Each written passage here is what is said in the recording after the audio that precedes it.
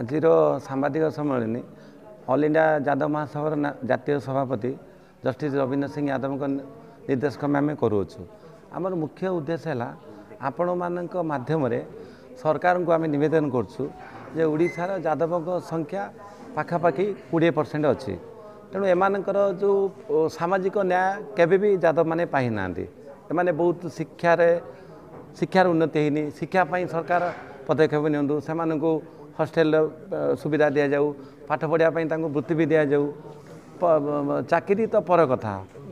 मुख्यतः से अर्धशिक्षित होकर रही प्राय यादव मैंने मु गाँव सब सर्वे कर प्राय से मेट्रिक भी पास करना 50% ऊर्ध से निजर कौलिक वृत्ति करोटा कि लाभदायक ना सरकार भी पदक्षेप नियंतु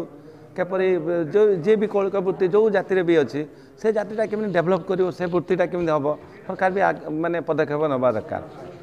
द्वितीय कथा आम आपण मानक माध्यम समस्त यादव भाई भौणी मानू आम नवेदन करुँ ऑल इंडिया यादव महासभा से सामिल हूँ एवं निजर हक पाई आम एकजुट हवा केबे सरकार केबे मन इच्छा देवेनि आमको आंदोलन करिया पड़िबो आमको एकजुट हवा पड़िबो आमको रैली करिया पड़िबो हेले जाके आम सरकार ठारे दाबी हासिल कर परिबा। विगत दिन जो आपन संघ थिला जो जे भी सभापति थिले ताके नेतृत्व रे कोन किछि हेलानी सुनतु विभिन्न संगठन अच्छे आम कौ संगठन विरुद्ध में कहूनु किंतु बहुत संगठन अच्छे जो माने कि सरकार गोटे माने एजेंट भली भी काम करछंती आमे ता करिवु ना आमे जो सरकार हो मोहन सरकार बीजेपी सरकार हेले भी आमे आम दाबी पई आमे तांका पाखर डिमांड लड़ाई करिवु केबे जे जो दलर हो जे मु धरतु मु जो दलर अच्छी मु केबे से प्रकाश करिवु जे मो दलर सरकार एगेंस्ट आमे कहबुन कि आमे हक पाई दाबी करिवु। ओडिसा केते परसेंट यादव अछंती आ कोन आगामी पदक्षेप रहिबो जेहेतु पछुआ वर्ग रहि जाउछंती किछि शामिल होई पारनांती किछि कार्य रे ओडिसार पाखापाखि 18 ରୁ 20% यादव अच्छे आम जहाँ सर्वे करुँ एवं मोदी सरकार कहते जाति काउंटिंग हम काउंटिंग धरा पड़ कौ जाति केते अच्छी आउ पछुआ वर्ग मु विशेषकर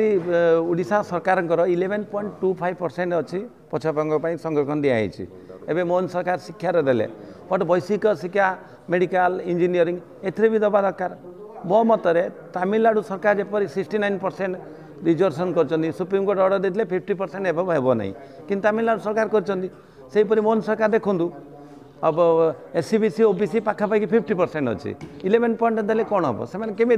आगू आसबे यहाँ हक पाई लड़ाई आम आपण माध्यम सरकार को अनुरोध करूँ आपण मैंने कैटेगोरिकाली रिजर्वेशन करूँ जपरी बिहार रे नीतीश सरकार कर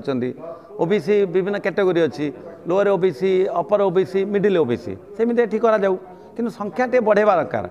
मोहन सरकार खाली 11.25% कॉलेज मानक देले अरे भाई कॉलेज मानक देले कौन हम जो मेडिकल दिंतु इंजीनियरिंग दिंतु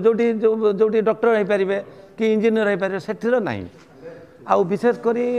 आपण सरकार को आम अनुरोध करूँ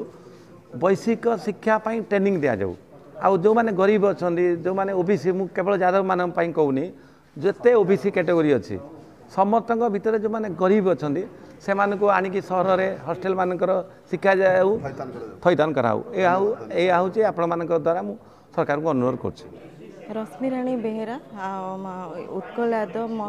महासंघर मो प्रेसिडेंट अच्छे महिला ओडिशा तरफ